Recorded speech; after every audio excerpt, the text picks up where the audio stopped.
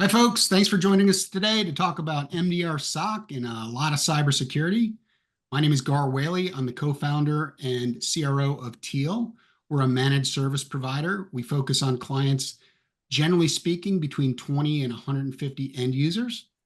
I'm joined today by our Vice President of Service Delivery, Tom Pires. All of our technical experts report through Tom. Hi, Tom. How are you? Hello. And we're also joined by Robert Russell from our partner, Blackpoint Cyber. Robert, can you tell us a little bit about Blackpoint and specifically your role at Blackpoint? Absolutely. So, as you just said, my name is Robert Russell. I am currently the Senior Director of Threat Operations here at Blackpoint Cyber. I oversee all of our SOC operations, then also our detection engineering team, building new detections as well as kind of modifying some of the existing detections. Blackpoint Cyber, we are specifically focused on having an ecosystem play from the MDR side. And so what that really means is we're here to be able to stop threat actors in their tracks. We specialize in things like threat actor tradecraft as well as lateral movement, and then just different activity and TTPs that we see threat actors doing within different environments. We are very aggressive in our response actions. So we prioritize taking actual response and containing the threat and eradicating them from the environment. Fantastic, fantastic. All right, guys, let's start with some basic definitions. Remember, our clients are 15, 20 end users to 150 end users. Generally, we're not speaking to a technical person, although many of the times we are. But let's start with some basic definitions. Robert, talk to us. Tell me a little bit about what is EDR, what is MDR, what is SOC? Yeah, that's a fantastic question. We get this question pretty frequently too, if I'm being honest, where it's, hey, I already have something like EDR. Why is MDR needed? Or what's the difference between MDR and SOC? And so this is a great place to start. I'll start kind of from the very top. EDR, the easiest way from a high level to understand that is your traditional antiviruses, right? So a lot of people think of like, hey, I buy a new computer, I get Norton antivirus, or I get, whatever it is, McAfee antivirus. That's traditionally what people think of when they hear EDR. EDR is a little bit more in-depth than that. Things like SentinelOne is an EDR provider. CrowdStrike's another popular EDR provider that people kind of understand the household names. Think of antivirus with a little bit of built-on functionality within there for what an EDR is. MDR leverages the power of a 24/7 SOC, right? And so my MDR company, we can integrate with, and we do, all of the major EDRs. We absorb all of those different kinds of alerts, but then as an MDR focused SOC, MDR standing for Managed Detection Response, we look at all of the alerts that are both created from the EDR platform, as well as our own custom detection logic. And then we have a 24/7 SOC team that is constantly sitting there. We're ingesting all of the alerts, and then we're acting on behalf of the partners. That way, you don't need to worry about whether it's midnight, 3 a.m., whatever it is. You know that you have a trusted MDR SOC, human-led experts in the field that are taking action in your environment to protect you. So, Tom, just in terms of our stack and what we provide our clients, we provide both EDR and MDR. Why are we providing both? Why do we find it important to provide both? Or I guess another way to put it is, why don't we allow our clients to remove MDR? Yeah, so we feel like the MDR, as watching the EDR and then watching the other aspects within the environment, is a major step forward for security first aspects of a client environment. Operating with that, the EDR, again, monitors the endpoints and monitors sort of your viral sort of applications that might be launched, but they're not looking for things that are used in a day-to-day business aspect. The team over at Blackpoint, they're great about monitoring the environment in addition to just what an EDR or antivirus would catch, and monitor things that would be normal operations if it wasn't seen inside that environment, wasn't seen inside that environment first. So, for example, being able to get a bad guy being able to get into an environment and starting to move around, that's something that an EDR might not catch. Probably won't catch at this point in time because the bad guys have learned don't use viruses because they're easy to catch. So they're using applications that are already deployed with our clients' environments, and they're moving within the environment laterally, trying to get to more rights for that user that they have access to. What other this question for either of you? What other kinds of things are we managing with our Blackpoint Cyber MDR other than the EDR? Yeah, so right now what we're doing is we are doing external vulnerability scanning through Blackpoint, and we are also taking advantage of Blackpoint's application control. The application control is monitoring all the applications that are running within the environment to ensure that they're not malicious in nature. They also are going to flag applications that are valid, non-malicious applications that could be used for malicious purposes.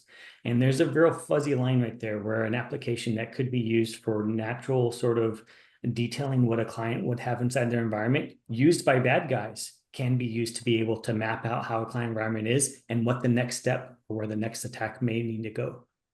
So Robert, in your SOC, what's the preponderance of alerts?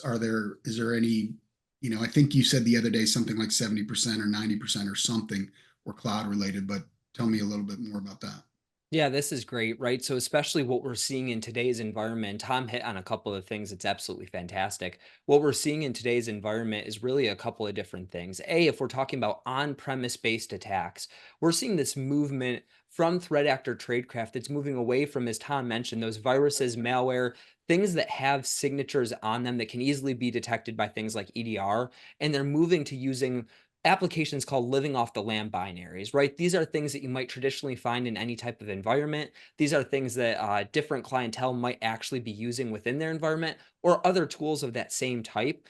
Threat actors are able to get access to these tools, and then they kind of flow with the traffic, if you will, and it makes it more difficult to detect, especially for something like an EDR that's looking solely at signature based. For an MDR analyst, though, like my SOC team, we're able to look at that and we're able to discern the difference between maybe one of these legitimate applications that's being used in a nefarious, malicious, anomalous way, or is this actually something that's benign in an application that we've seen historically contextually be used all of the time in that environment. But then specific to your question, what we are seeing right now is this very large change in the threat landscape, and really they're targeting the cloud infrastructure, right? And so what we see is right now we just ran updated stats and we're about 9-to-1 from a response ratio, meaning for every 9 events that we're responding to in the cloud, we have like 1 on-premise incident. And it's not that we are just monitoring so much significantly more in the cloud, it's the fact that that's really where these attacks are happening now.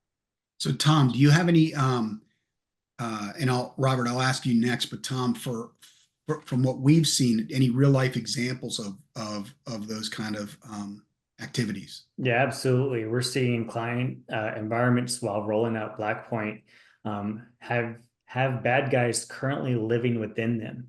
And then, we have to go through and pull them out and go through and erase the tracks that they have left to ensure that there's not a way for them to get back into the environment. The bad guys are in there. They're monitoring, they're creating some rules inside your email for maybe all of your invoices are going to a separate folder before being routed back in. It's a great way for bad guys to be able to go through and replace the payment data with their own payment data. And now your vendor's like, hey, I never got that order of the towels that you had. I never got that payment. And you're like, I've definitely sent that payment. I don't understand what's going on. When you look back at the invoice may have been modified. It's just an example of something that we've seen within client environments that is an active activity right now. So nothing malicious. There was no virus ran or no malware ran in this specific instance. It was just an email rule where they were routing invoices off to another folder and then sending them back. So it looks like it's transparent to you, and they're in there modifying the data and taking the monies that you're paying to your vendors. So business email compromise. So Robert, I assume you see a lot of those. Tell us, describe an actual business email compromise. What is it? Absolutely. Yeah. So, I'll start with define kind of a concept in the industry. And you hear a lot about left of boom, right of boom. If we can define boom or agree on the concept that boom equals the actions on the objective, right? And so threat actors, when they get in any type of environment, whether it's a business email, whether it's on-prem, whatever it may be, they have objectives that they're looking to do, whether it's data exfiltration, whether it's ransoming the environment if it's on-premise, whether it's whatever it is that they're trying to do. If we classify that as boom, what we specialize in is trying to get as far left of boom as we possibly can, right? We want to catch the threat actors specifically at the point of like initial access. And so one thing that we see super commonly, our detection logic is heavily built around kind of this initial access idea of logins, right? If I see a login from a risky country where, the IP is geolocated to be in what we would consider a risky country because we see a lot of malicious traffic coming from that environment, we'll go ahead and we'll action that. we'll disable the account effective immediately. We'll get in contact with the partner. We'll let them know what we saw, that we already actioned the account. It's disabled. The password's reset. All the sessions have automatically been reset. All of those kinds of things will be done. However, we also have layered detection. And the reason for that is it's a game of chess between the good guys and the threat actors, right? And so different times where we set up detection logic that will catch things like logins from risky countries, the threat actor will then use something like a VPN, and they'll try and bypass like geofencing or geo-blocking policy. So they'll still be logging in from a malicious country or risky country, but through that VPN, it will look like they're coming in through the United States. Blackpoint SOC and MDRs, if they're the right type of MDR, they'll specifically be monitoring for things like that to try and bypass some of those policies. And same thing, we disable that account, the password gets reset, session tokens get reset, we give the partner a call and we let them know what's going on. That's a great example. I use that example all the time on sales calls and just when I'm speaking to clients, because it happened to me. I was actually in Honduras on vacation and my email got blocked because I didn't let Tom's team know I was going on vacation. But the second part of that is using a VPN, like a NordVPN or something like that, Perimeter 81, to get around that, and you're still able to pick it up. The one example that I would use, since we're all sharing examples, well, that was one. Another one was, and it goes back to what Tom was saying earlier, when we onboard new clients and we implement Blackpoint for the first time, it finds, as Tom was saying, it finds things that were already there. And last summer we brought on a new client, and they became our client because they weren't confident in their current partner's cybersecurity maturity. And on day one, before we had done anything, we hadn't installed anything, we had a business email compromise. And I believe Tom and our cybersecurity team was on the phone with their president. And what had happened is somebody that was on their marketing team had left the organization. No harm, no foul. They just moved on, but somebody forgot to lock that account. The account was infiltrated. And then some emails were sent, and that's not the example Tom gave. It's a different one, but it happened our first one. So part of our protection strategy was to employ Blackpoint immediately. So just if yeah, I go can, ahead. I love what you said too about the fact that, some emails were sent from the account. And so we have to understand, again, there's a strategic long game that threat actors have when they get access to these accounts. One of those things is doing whatever their actions on the objective was. I'm looking to exfiltrate data. I'm looking to set up inbox rules and steal any sort of financial information.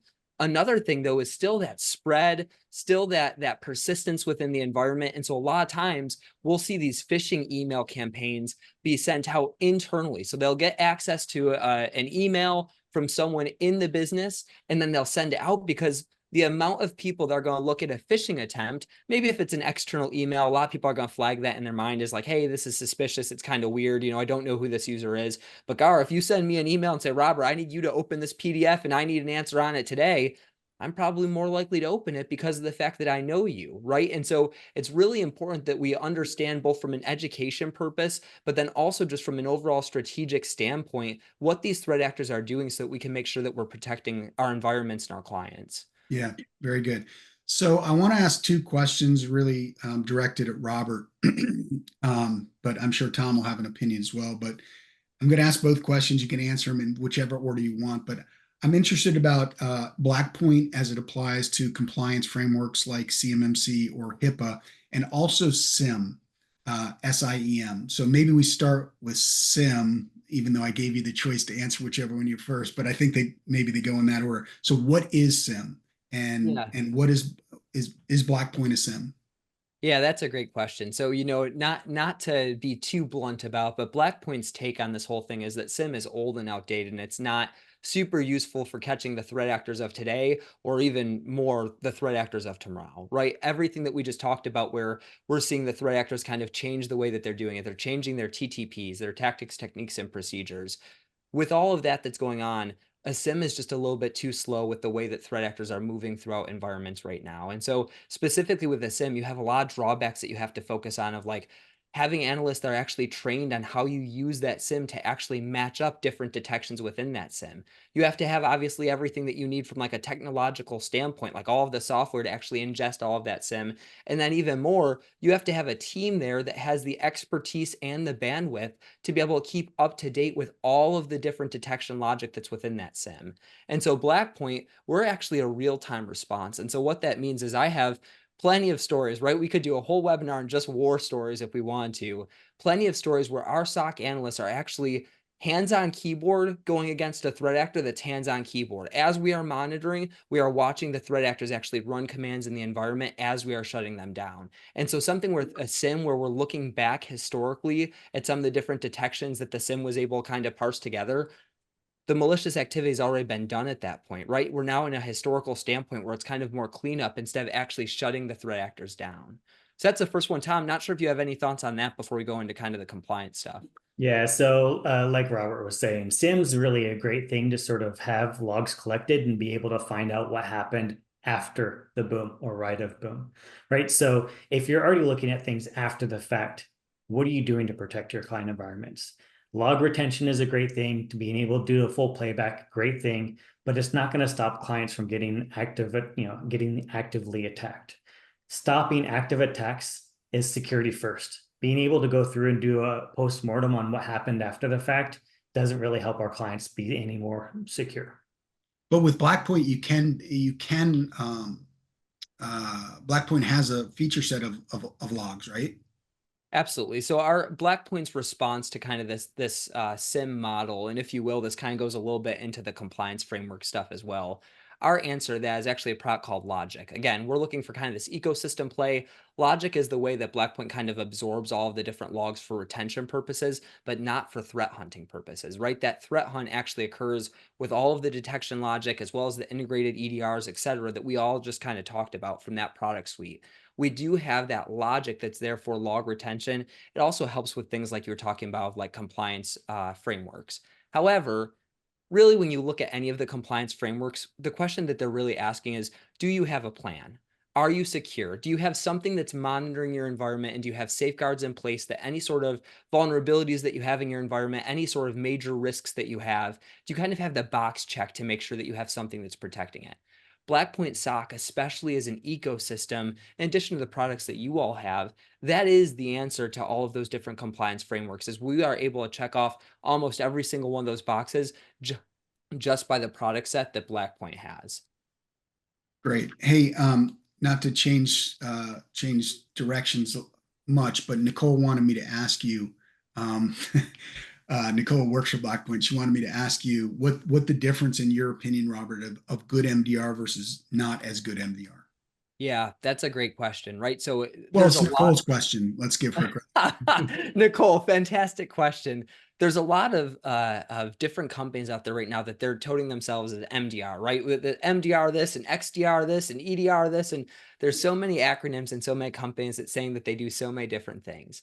My standpoint has always been, look at what the output of the companies are, right? I forget what the famous saying is, but it's like, you will be known by, I don't know, you insert the thing here, but it's like, you'll be known by your fruit, right? Look at what the output actually is. Are these companies, do they have a track record of actually stopping real-time threat actors as they're in progress of doing these things? Another thing that I'd be remiss to not mention, we have an APG team. They're an adversary pursuit group. They do all of our threat intelligence and threat research.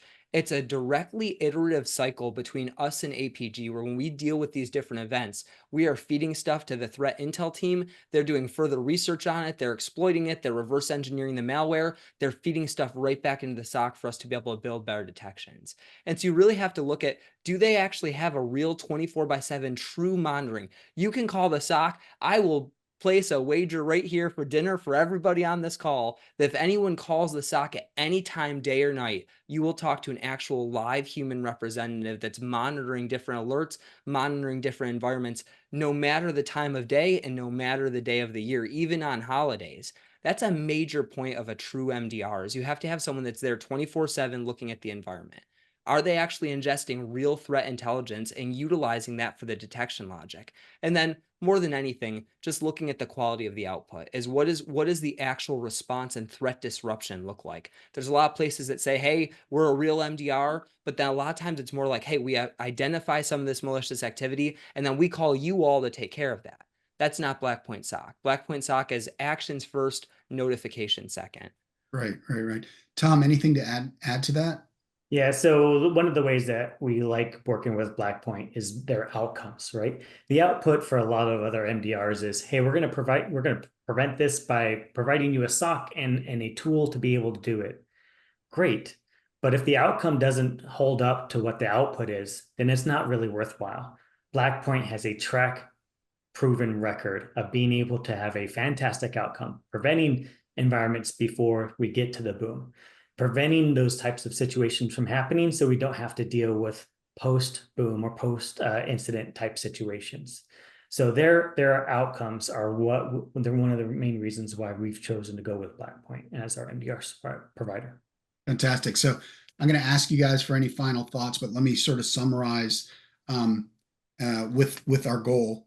My goal in asking Robert and Tom to join me today was to talk and explain to our client set. Generally, I'm talking to people anywhere from 20 end users to 150 end users.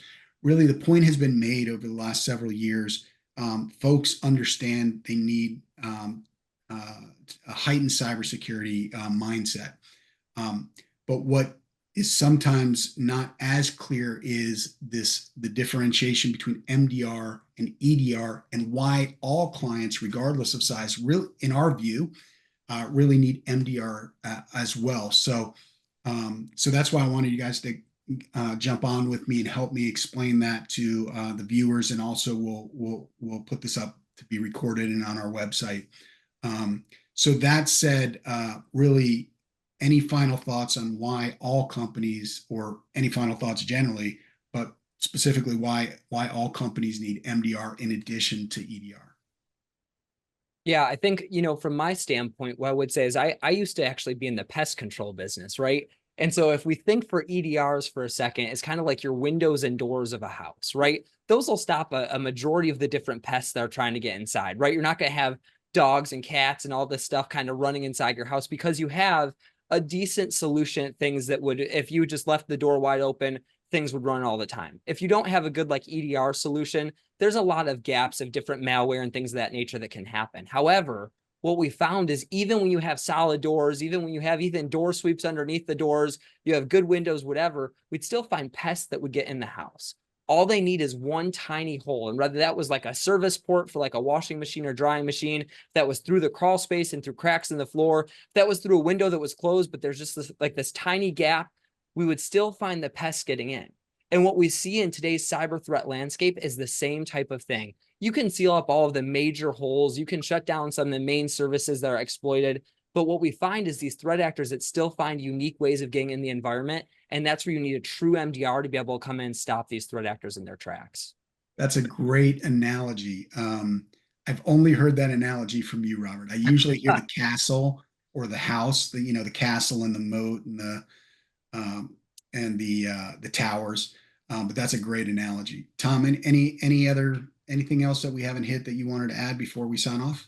Yeah, so in our opinion at Teal, having a top of line security solution is just basic work, or the basic services that we need to be providing to our clients. They expect us to have this level of service to be able to stop not only the malwares and viruses and stuff like that on people's endpoints, but they also want us to be able to stop the bad guys and how they're operating right now. Without MDR, you're operating a little bit in the dark, because you're just hoping that some way they're going to trigger something to notify you that they're doing something malicious. And normally by that point in time, it's too late. This is big business, right? The bad guys, they're all in this to make money. They don't care about the quality. They just do quantity. They do phishing attempts on quantity. If they send out 50,000 emails and they only have 3 people click on the link and 3 people get compromised and 3 people pay ransoms, they're still making money.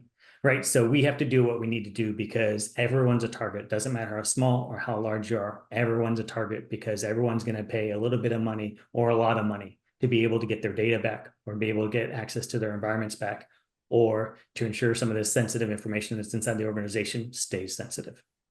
Great. All right, gents, thanks so much for taking your time today. Hopefully this has been helpful to the viewers.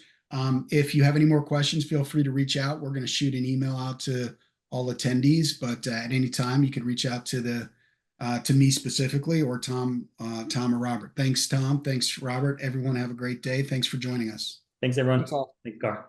Thanks, Robert.